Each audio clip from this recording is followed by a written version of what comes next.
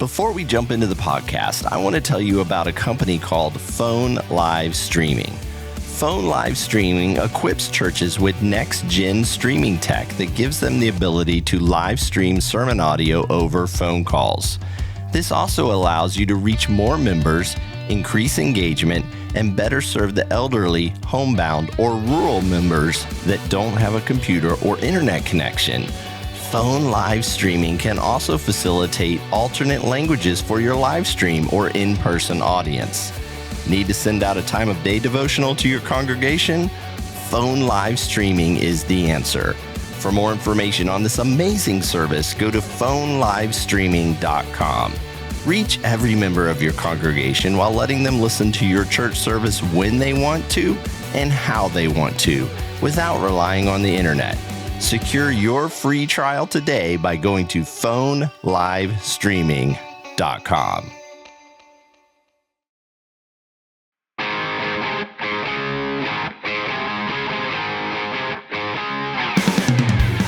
This is the Tech Arts Podcast, where we talk about tech, leadership, and all things that concern church audio, video, and lighting. Welcome to the Tech Arts Podcast and the Phone Live Streaming Studios. My name is DL. So glad to have you joining us today. I am so excited about today's podcast. Today we are going to be talking to Chad Vegas from Transformation Church. He unpacks why 24P. We also talk how to choose 24P and what's essential to this process. On top of that, we have a church tech tip that you don't want to miss.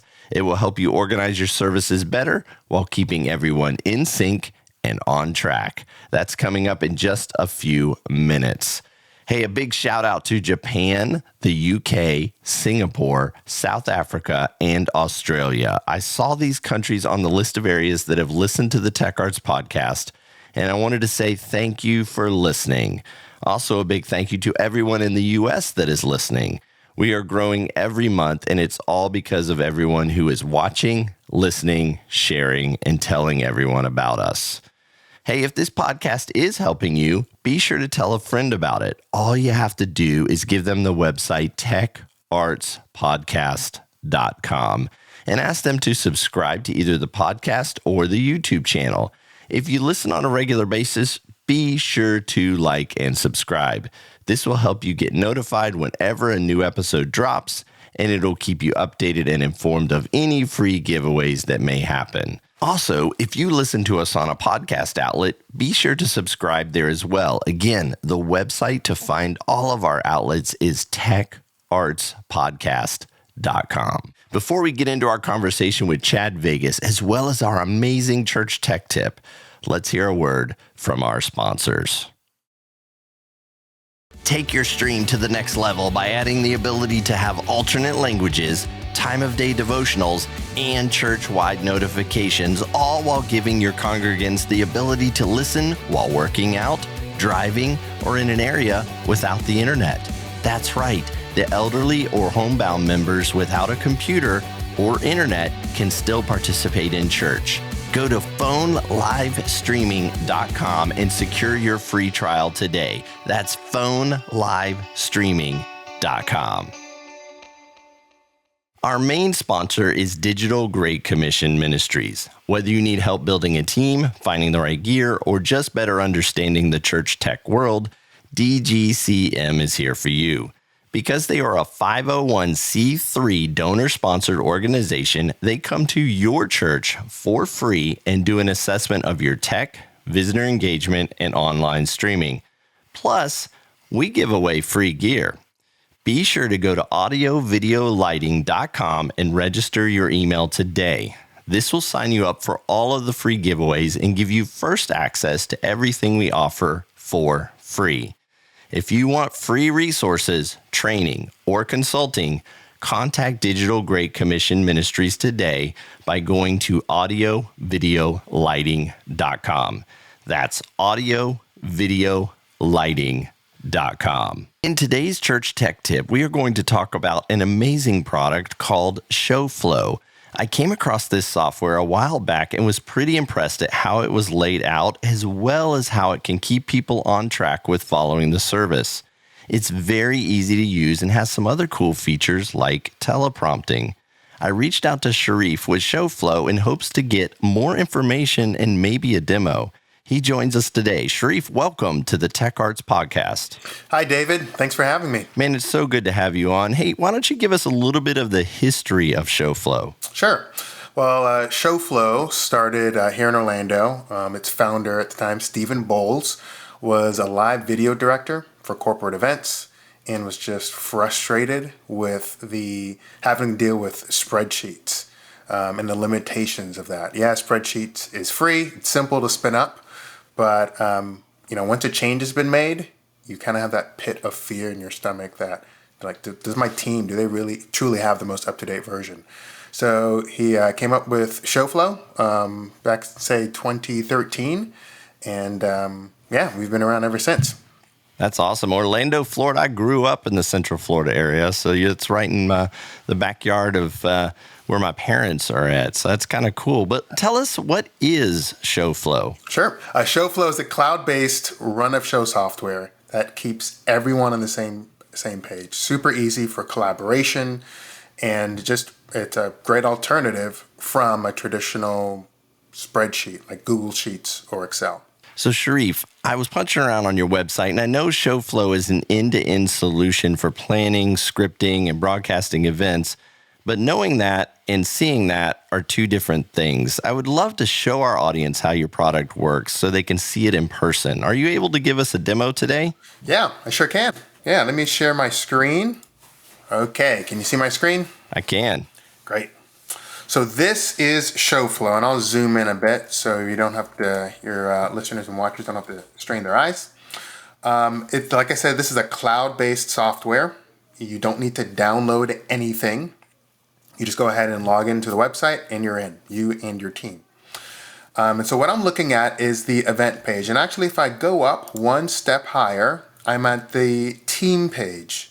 So this is our demo deck. So that's why you see all of these different industries or different events here. And they represent the different industries we serve. But replace ShowFlow demo events with whatever your organization's search name would be. Same thing with your logo. This is all white labeled. And then here are your events. Now, if a church is going to purchase ShowFlow, a ShowFlow license, you probably would have mostly one event, and that's what we call these events here. Events are like a folder, similar to a folder on your computer, that houses all of your run of shows. And then, so that would most likely be, your Sunday services, and you probably would make that event last the entire year. But there might be some big events. There are some big events like Easter, Good Friday, or maybe you're hosting a conference. You can go ahead and create an event just for that because all of the things that take place, and it's a little bit more technical, a little bit more involved. But for the most part, you're going to have one event for all of your Sunday services. So you can click on that event. It takes you from the team dashboard to the event dashboard. And then here would be all of your services. You came prepared today. You have the DGCM podcast event. That's I'm awesome. Not going to play around. Yeah, this is... Yeah, you got our logo and everything. Only the best for you, David. Only the best. That's right. Thanks, man. Yeah, it better be only the best. Here's an example of a service here. And so this is a workflow that a lot of churches use. They would just have one event and then have all of their weekly services in here. Let's say April 16th goes great. Everything's going well. You can go ahead and workflow they do is just go ahead and duplicate this rundown. So once it's duplicated, it shows up on your dashboard. You can go ahead and rename this. And so I believe a week from now would be April 23rd. And just change that. Get rid of that. And you're good to go. So it's a very simple workflow for kind of using the previous service for the next service. And when you're ready to go ahead and work on your service, just click into that. It takes you from your event dashboard, to your run of show.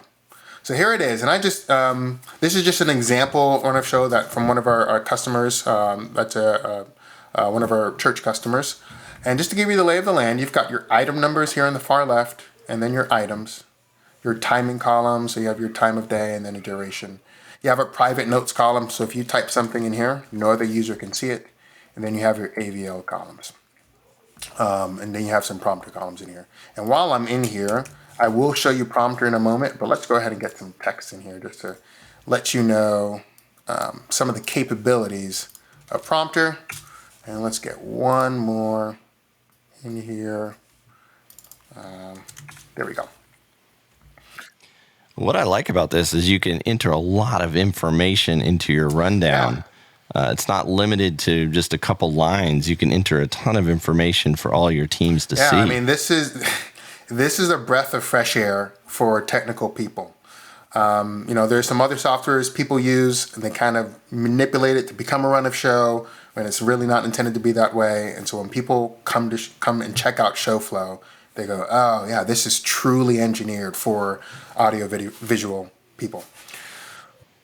Yeah, so if there's like 15 different cues or a lot of information you got to give them, you can just put it right in here and they can follow right along with it. Yeah, I mean, and you can rename these columns to whatever they need to be. They're not locked in here. So whatever workflow your church has, you can customize it to that level.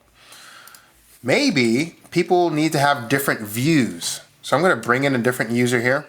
Call this guy JJ, and we'll bring him into this run of show. The same one, April 16th service, just a different color scheme. And maybe JJ just wants to see stage and audio. So you can move stage all the way to the left. I'm using keyboard shortcuts here for time's sake. Hide every other column.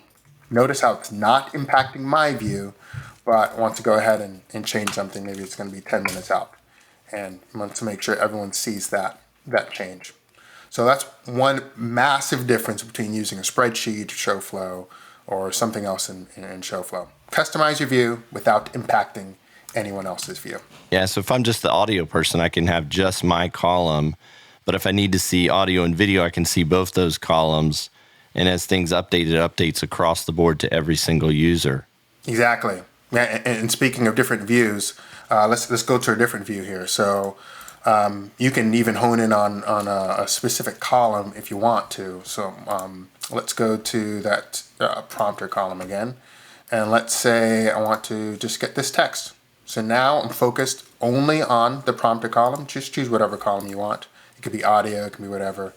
And you can go ahead and edit right here on the fly. And if you're looking at that grid view or any other view, people would see that change. If you want to go ahead and make this a full-fledged prompter, just go ahead and click this link here, or you can select it from the multiple views, and then it takes you to prompter view. On the left here, I've got my drawer. I can go ahead and quickly navigate to a section I need. On the right, I've got some other prompter settings here, so I can change my line height. And when you're ready, you can go ahead and just go full screen, HDMI out to another monitor, or you can use our remote prompter function where you can just copy the URL, email it to an iPad, a tablet, another computer, and remotely control the monitor. Oh my gosh, that is so cool. So essentially, if you have a pastor or somebody who's trying to watch this and all of a sudden you need to walk up on it and remotely control it, you can just send the link to the person, they can grab it and remotely control it. That is so cool. You don't know how many churches need this, even if they're not using it, as technically a prompter, just to be able to see the cues as they're scrolling along from the platform. That's amazing. Yeah, I mean, maybe it's not like a scrolling prompter, but maybe it's just quick slides, similar to a PowerPoint. You're just putting some bullet points, or occasionally I do the announcements for my church. And I hold the bulletin or I have my phone, but it would be so helpful if in the downstage monitor, if I had the bullet points of here's the next announcement, here's the next announcement. But that's also the prompter side of it. I mean, you can do that for all of the different views, like for your audio person or your tech person, you can just look at just that, correct?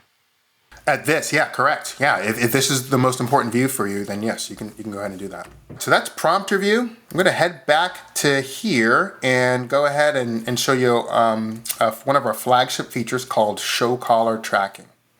Now this allows you to put a spotlight on the run of show, and you just do that by clicking track here. And when I do, a blue bar appears for me and it appears for any other user that's following me. So it can be another user on the other side of the facilities, or it can just be someone next to you, or just a screen put up somewhere for people to follow along. Yeah, so if you're just listening and you're not watching on YouTube, essentially Sharif has two views here up on the screen for two different, let's say, technicians. And he's just highlighted, with one of the views, he just highlighted it, and it highlights it across all of the different views. I'm assuming as you track, it tracks as well, right? Correct. So as soon as I click the track button, it's just like you said, it highlights what event we're on. So right now we're on Doors Open. There is a duration duration content in there. So it's 35 minutes that's inserted into Doors Open. It triggers an item runtime that starts counting down from 35 minutes. And anyone who is saying, I want to go ahead and track Sharif, they will see that information as well of the countdown and how much time they have left until the next action, which in this one, if you're listening, it's an online welcome video. To move to the next row, I hit the space bar and it just moves. My item runtime, the timer resets. In this case, it's 45 seconds counting down. My team knows we have now 35 seconds left until pre-roll, so on and so forth. That is show caller tracking.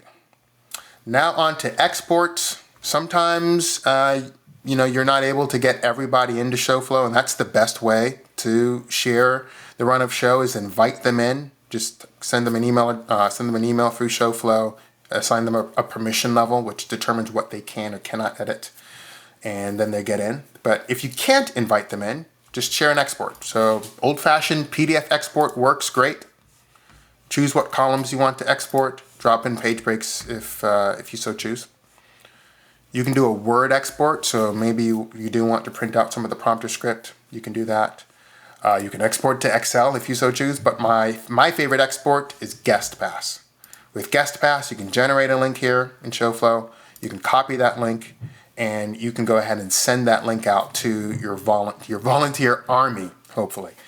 The great thing is, and maybe you if you organize your volunteers, especially the AV, through Planning Center or something like that, the Friday before your Sunday service, go ahead and email them this link. As soon as they click it, it opens up a read-only PDF version of the run of show. No login required. The best part is you sent it on Friday. Saturday night comes or Sunday morning comes, and they want to go ahead and make sure they have the most up-to-date version. So let's just go ahead and do something here. Let's say Doors Open. It's not 35 minutes, it's 25 minutes, and it's going to be an online welcome video. Because nothing ever changes at church. When you build it on Wednesday, it stays the same all the way through Sunday, right, Sharif? Nothing ever changes. Sometimes, yeah. I guess nothing ever changes. Yeah, at least in my church, nothing ever changes. Let's be real; it changes all the time. So I think what you're going to show us here is that things change from, say, Saturday or whatever day they did it, and now the volunteer wants to go back and look at it. It's updating real time for them as well.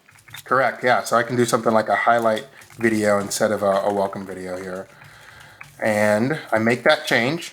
If you're logged into ShowFlow, you see that change automatically, but if you have GuestPass, click the same link again or refresh your browser and you'll see those changes made. Very cool. Yeah. And last thing about GuestPass, you can choose what columns are visible. So if you don't want everyone to see, or the GuestPass recipients to see all of these columns, then you can hide some and they only see what you choose for them to see. So that's ShowFlow at a high level view. How do we get our hands on this? Is it email, phone number, website? How do people get this product? Good question. Just to keep it super easy, go ahead and just head to showflow.tv. SHOFLO.tv. Yes, we don't like W's around ShowFlow, so we took them out.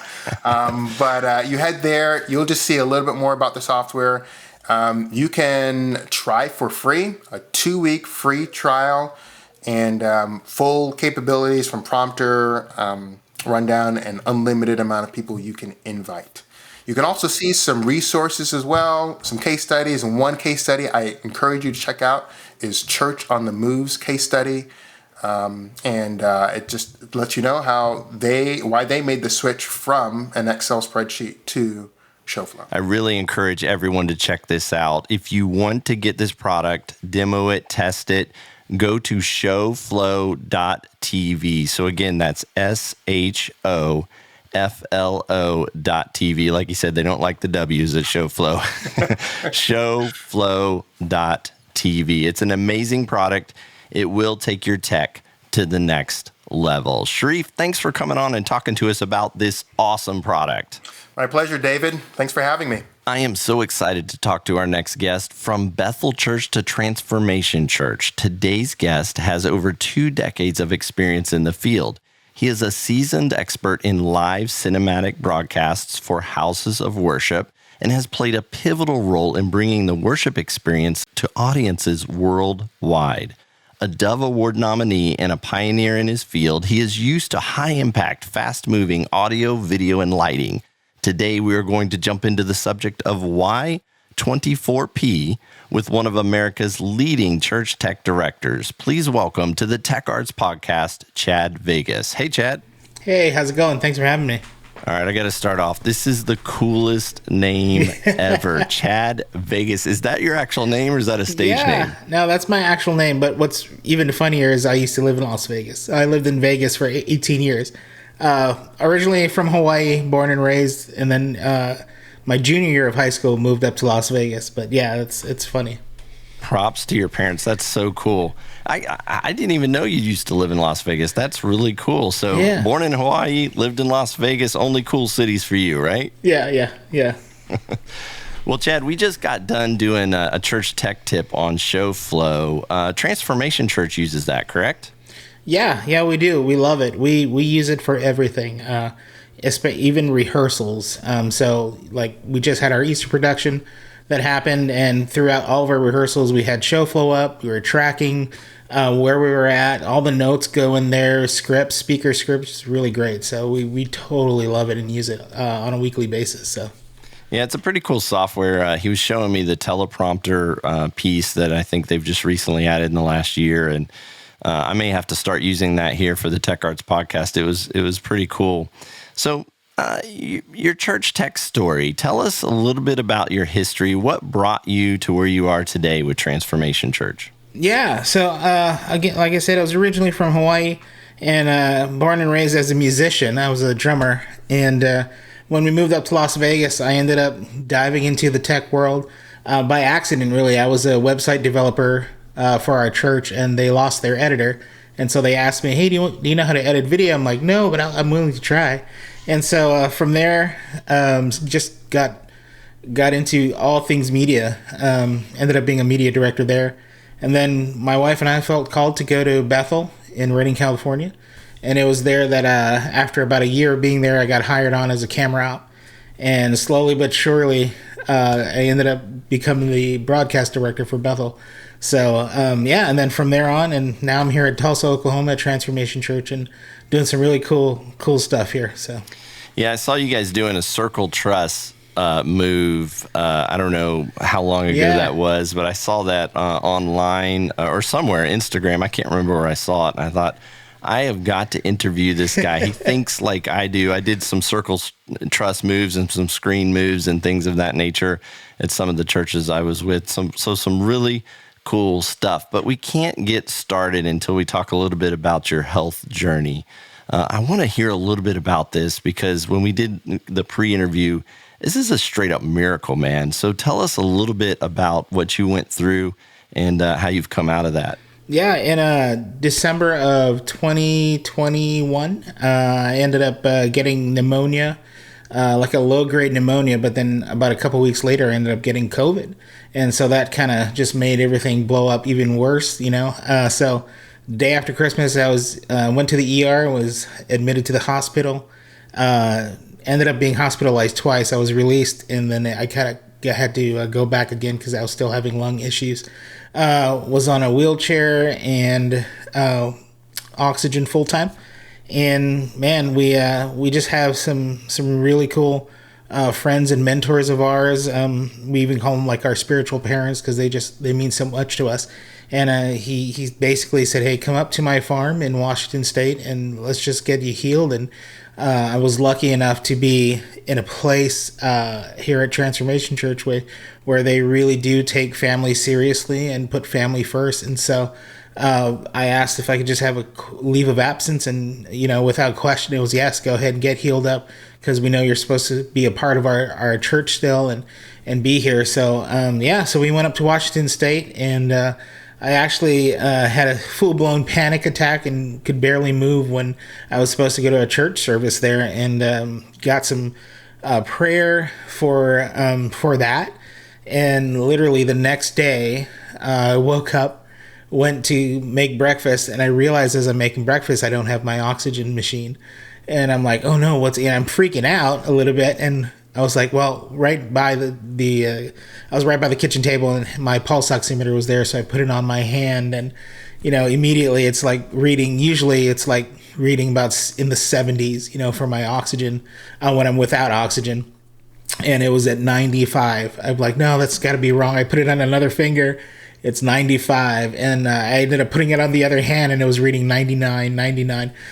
So it was really crazy to go through. But to kind of sum it all up, I had to actually get emotional healing first before my physical healing came. And getting to that point was just, it was a miracle from God. Yeah, I could barely talk for more than 10 minutes at a time. And they said that I would never be able to really get back to directing the way that I usually direct. And here am I today. Almost, next month will be a full year to when I actually got healed. So, yeah, it's been good. God is good. So you were in a wheelchair with oxygen. Yeah. Pretty much every place I went, I had to be on a wheelchair. And you just woke up one day and boom. Yeah. You were healed. Yeah. That is such a cool story. I've got to say, I've watched you direct, and you should probably make an exercise video out of that. Yeah. You're bouncing around and jumping and so on and so forth. That's so cool to go from a wheelchair with oxygen to being able to bounce around and direct like you normally do. That's a shout out to God right there. That's amazing. Yeah, it's cool. Yeah, and also Transformation Church for giving you the ability to go get your healing, your emotional healing, your physical healing. Really, you don't hear about that a lot. Unfortunately, there's some churches that, work text to the bone, and it's really nice to see a big church like Transformation Church with a lot going on, giving you the time to go get that healing. That's really good to hear and good to see. Yeah, it's a really cool place to be at. Well, let's jump right into it, Chad. Why 24 frames per second? I hear every church I go to, every young kid, 22, 23 years old, tech director, he looks at me and he says, I want to be 24 frames per second. And I'm like, whoa, let's talk this through a little bit here. So I want to get your perspective on this. Why 24 frames per second? Because that's what you guys are running at Transformation, correct? Yes, we are. Yeah. So we are doing 24 frames. A lot of it has to do with the actual look of what we want. The cinematic look that everybody's always talks about, right? Get that nice little motion blur in it. And it also, it's like the biggest thing we were going after was we wanted it to feel like a true experience within film styled, like that cinematic look. And I will say this, a lot of, like what you're saying, like a lot of the younger, guys, they really want to we need to do 24 because everybody, Bethel's doing it or Transformation's doing it and things like that. But it all depends on your system and your leadership. Like when we went 24 at Bethel, we were in constant communication with our leadership and making sure, hey, does this look good? What do you guys think? And there was definitely adjustments that we needed to make, things where we had to kind of meet in the middle and so and it also goes with gear too. It's like a lot of times in some churches you have older gear that can't do really 24, true 24, and you have to learn how to actually we can stick with 30, or 60. There's times even now where I'm actually trying to do tests and okay, what does it look like if we did 60? Especially where I'm at now, we're broadcasting in 4K HDR. And so 4K HDR at 60 could look even more realistic than what we're doing now, right? But it kind of goes back to all on your leadership, making sure you're communicating with them, talking with them. You can't just like go in and like, hey, we're gonna go 24 because we want that cinematic look. There's a lot more to just switching it to 24. There's a different style that you have to learn. There is your lens choices, your lighting, all of that plays a big pivotal role into going 24. So for us, it was the main point of it was really just like we wanted to get a more cinematic feel to how we were doing our live broadcast. Well, and to be clear, you're 24p, correct? Yeah, we're 24 progressive, yes. Yeah, so with progressive, without getting too technical, and I'm not going to say it's 48, but with 24p, you're technically doubling the frames. And so it's a little bit more of a smoother look. It's not straight 24 frames per second, which has kind of that static look and feel. And a lot of people don't realize that the cinema industry knew that 30 frames per second was what your eyes looked at. And they knew anything higher than 30 frames would look better. But back in the day, it was too big to move those big cinema reels around at 30 frames per second. So they kept dropping it down, 29, 28, 27, 26. And when they got to 24, they realized, hey, this is about what the audience can accept and take and is a size that we can actually get to the movie theaters. So they knew 24 frames had that static look, and they changed how they shot everything to work around that. There's not a lot of fast zooms in film, you know what I mean? It's kind of a static look and kind of, different shots. And it looks really good, I think, for worship, but it looks very different for the sermon. And so I like what you said, about leadership being involved. Talk a little bit more about that. How much or little was your senior pastor involved in that 24 frame, 24p decision? Yeah. So at Bethel, it was really a lot of just talking to and showing them examples. So we would, hey, this is the look we're kind of going for. This is what 24 frames looks like. This is what 30 and this is what 60 looks like. Here at Transformation, Pastor Mike's very much into media and production. So he immediately, for him, he wanted that cinematic look, even for his preaching. So he was already on board when I got here. So that was a lot easier. But for the most part at Bethel, it was definitely showing examples and showing them different types and just having a continued conversation with them about, the reasons why you really want to do it. It's not just, don't just do it because, hey, everybody's doing it, or we think it looks cool. But have an actual conversation with your pastor. Yeah, I think a lot of people miss that. Let's listen to what Chad just said there. He played a 24p recording. He played 30 frame. He played 60 frame. He showed his pastor the different looks and the different feels. And maybe it's not the senior pastor, right? Maybe it's the executive pastor or the media pastor or the worship pastor, depending on what your environment is. But he laid it out for them and showed them what it would look like. I think that's key in everything that we do with tech, whether it be haze, whether it be lights, scanning the audience, how your audio sounds. I think it's a key point that a lot of churches miss, and that is get it in front of your pastor and let him experience it so that they can understand exactly what's going to happen when they're on the platform. Because when they're on the platform, they're not in a position to say, hey, change that. They're not in a position to say, do it differently. At that point, it ends up being knee-jerk and can be very painful. And so if you get it in front of them in advance and say, hey, here's what 24 looks like. Here's what 30 looks like. Here's what it looks like with lighting. I want you to talk a little bit about lighting because you just don't go out there and shoot in 24 and expect it to look cinematic. Lighting is key to that. Talk a little bit about that. Yeah. So you have to approach it. This is the way we approach it is we light for video first and then the room. So, your normal filming 3-point lighting, right? You want to make sure you have a good key light, a fill light, and a good hair light.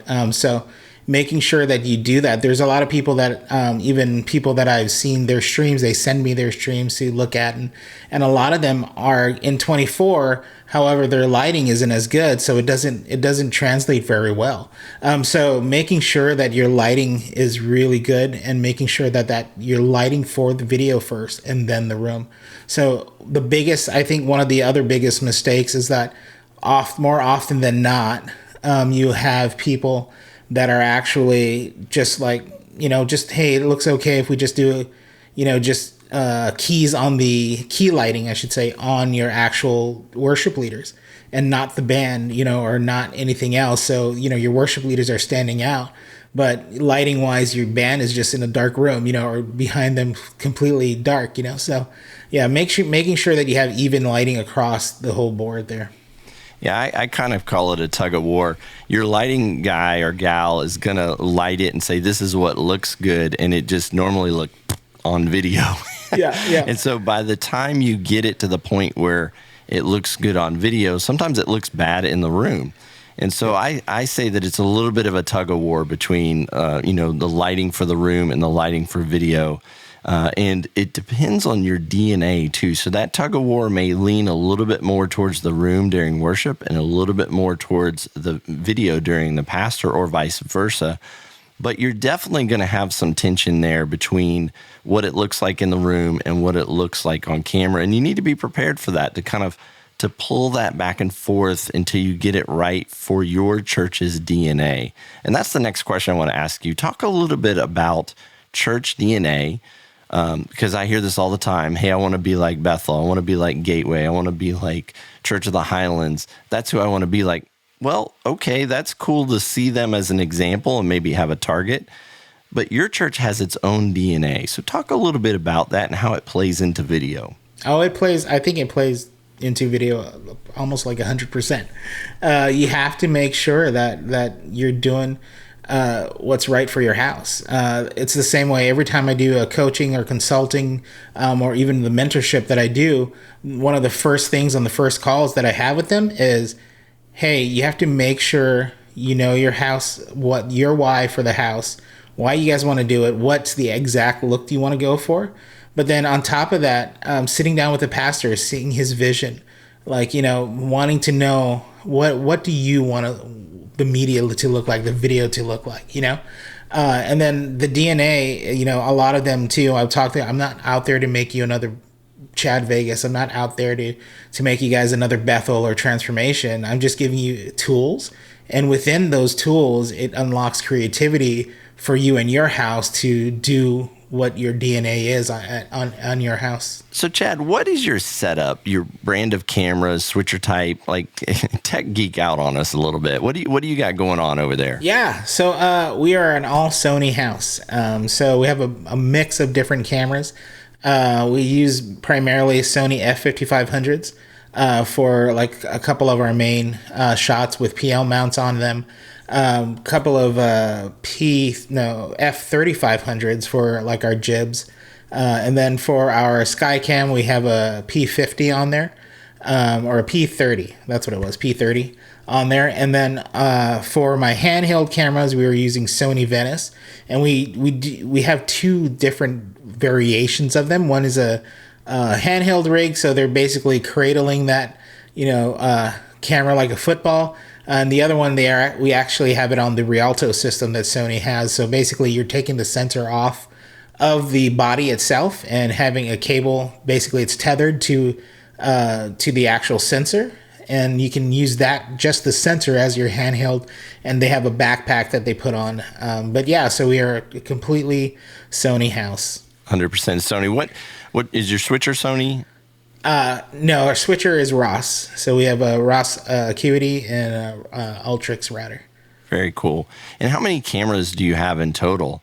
I noticed it sounded like the Super Bowl. You got like the Skycam and yeah. I lost track. How many cameras do you have?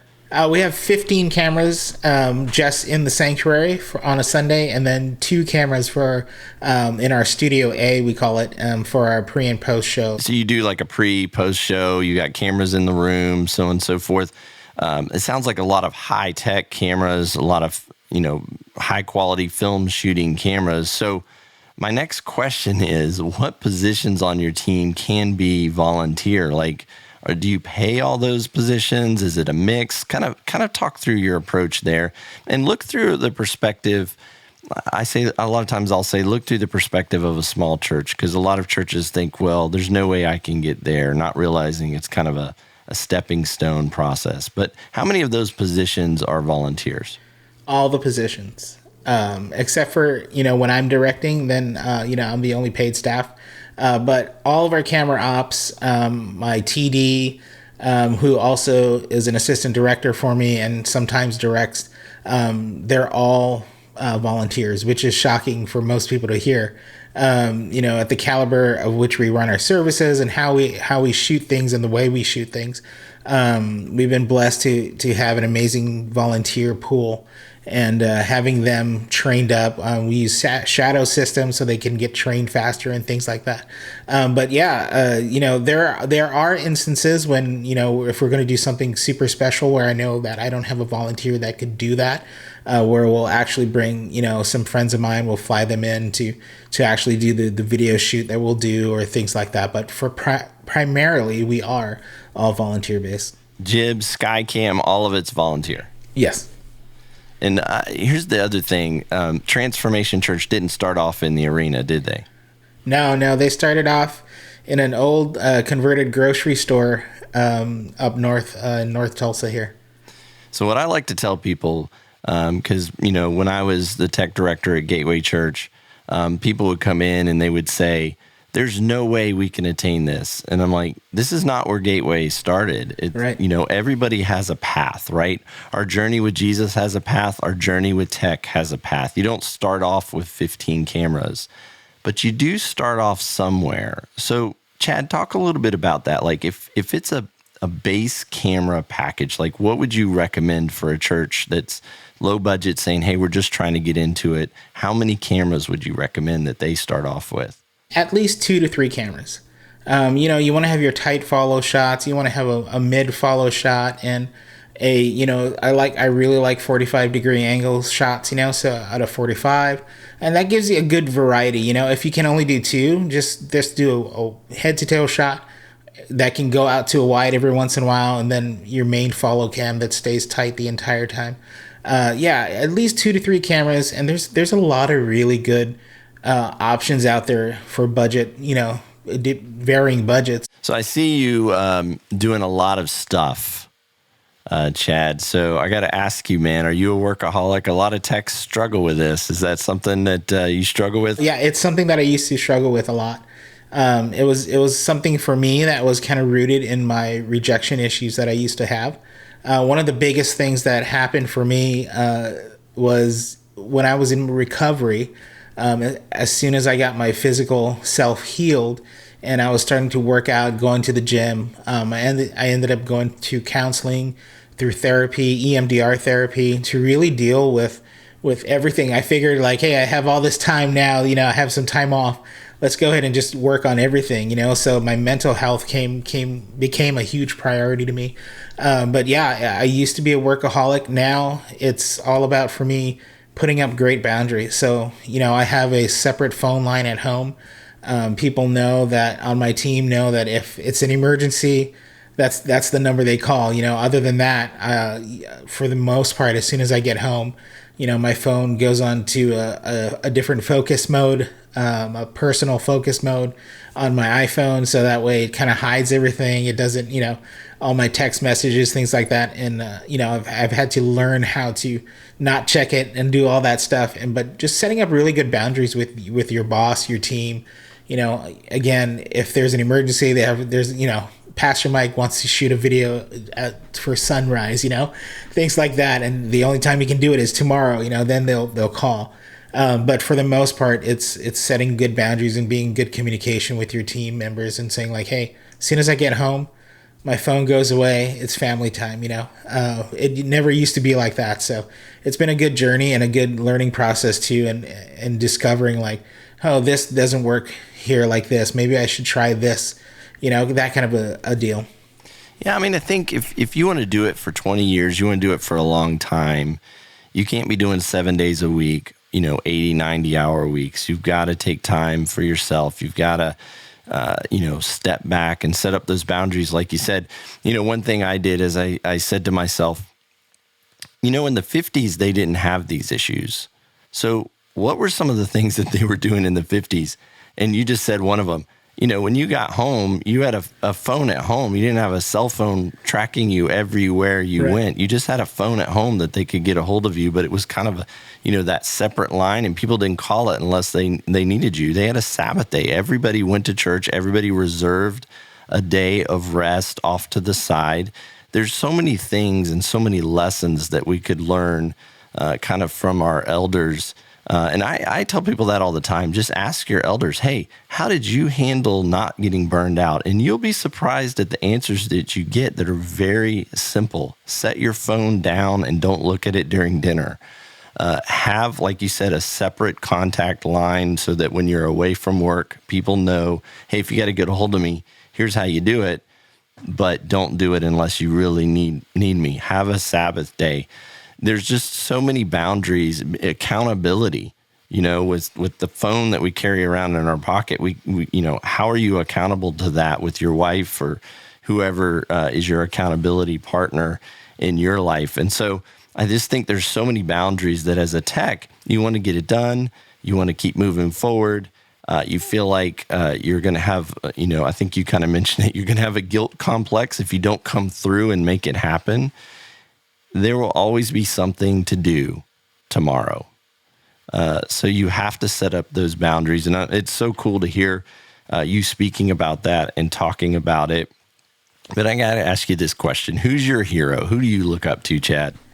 My hero? Honestly, my wife. Yeah, I do. She's somebody that for most people, they sort of know. If with your audience, I don't know how much knows about Chad Vegas, but my wife is a survivor of human trafficking, and so she is my hero. The things that she had to endure, and how she escaped, and all of that, and to be here now, like even choosing me, but also to be an advocate for human trafficking and fighting against that. And we have a nonprofit called Stand for Justice. Well, Chad, I feel guilty because my hero is Michael Jordan, and your hero is your wife. I mean, I feel like maybe I should, my hero is my wife too. Perfect. There you go.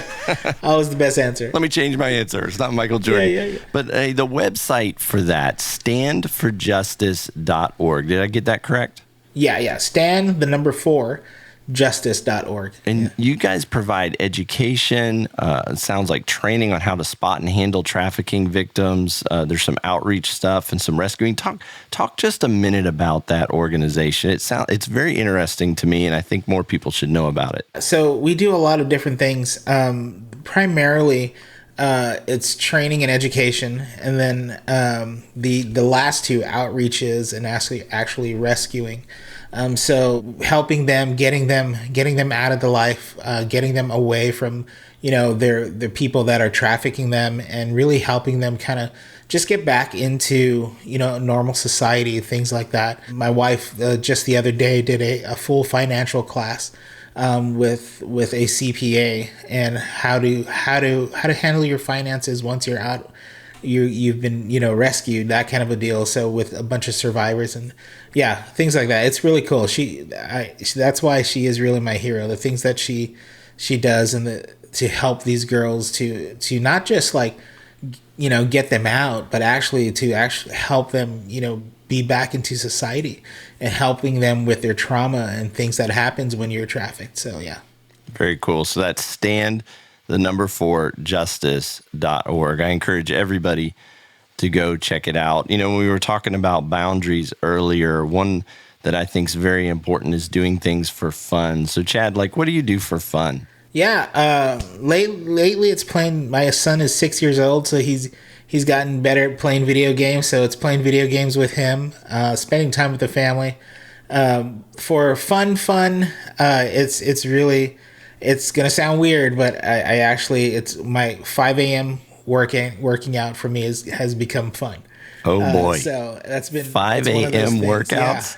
Yeah, 5 a.m. workouts. That became my me time. So I get to listen to podcasts, listen to different things, and just spend some time in prayer as I work out and things like that. So it's very cool. My son has gotten into this video game. I think it's a small video game called Fortnite. And I am not very good at Fortnite at Same. all. Yeah. I'm not gonna get into the whole, basically you're trying to shoot, the bad guys and other people and whatever, and I'm not good at it at all. Yeah. Not good at it at all. Yeah. My 15-year-old creams me at Fortnite. That's funny. Yeah.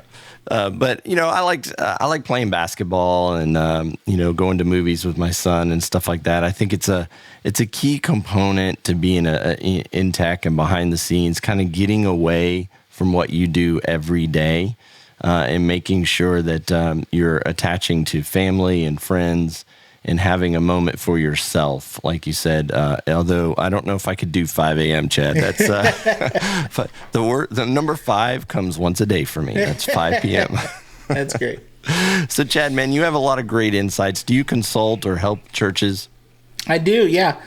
So I do a threefold thing is I do one-on-one coaching calls, which is just like a one-off call. I go over their service, kind of help them, where this is what I would do kind of deal. I do just standard consulting for gear and things like that. Like, churches, one just reached out to me recently and they're like, hey, we want to upgrade our system. What should we look for? That kind of a deal. And then my biggest thing is an 8-week mentorship that I do. So they apply on my website. You can apply on my website. I'm going to start one in May, around the second week of May. And so it's 8 weeks, one-on-one calls every week. We digest your service, go over everything. And basically, like I was talking about earlier, it's like I'm not out to make you another Chad Vegas or another Bethel or Transformation.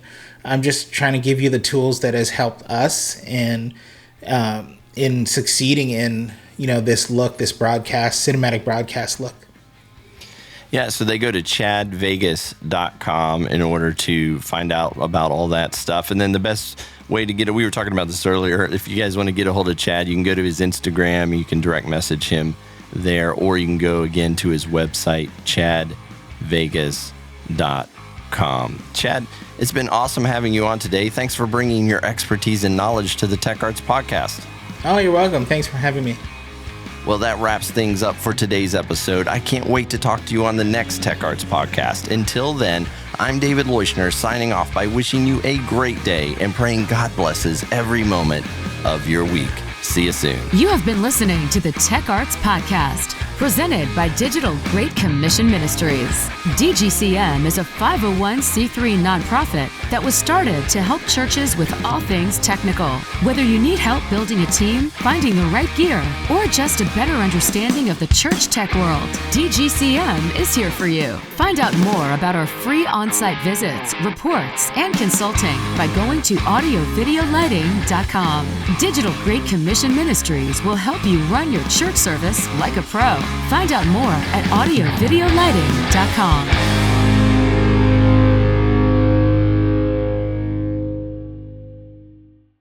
What is phone live streaming? This is next-gen tech that equips churches with the ability to facilitate alternate languages for your live stream, send out time-of-day devotionals, or stream to locations that don't have internet. This allows you to reach more members, increase engagement, and better serve the elderly, homebound, or rural members that don't have a computer or an internet connection. It's easy to set up and it automates tasks to keep it volunteer simple. Phone live streaming is a must-have tool for your live stream. Check out all of its features at phonelivestreaming.com. Oh, did I mention they have a free trial? For more information on this amazing service, go to phonelivestreaming.com.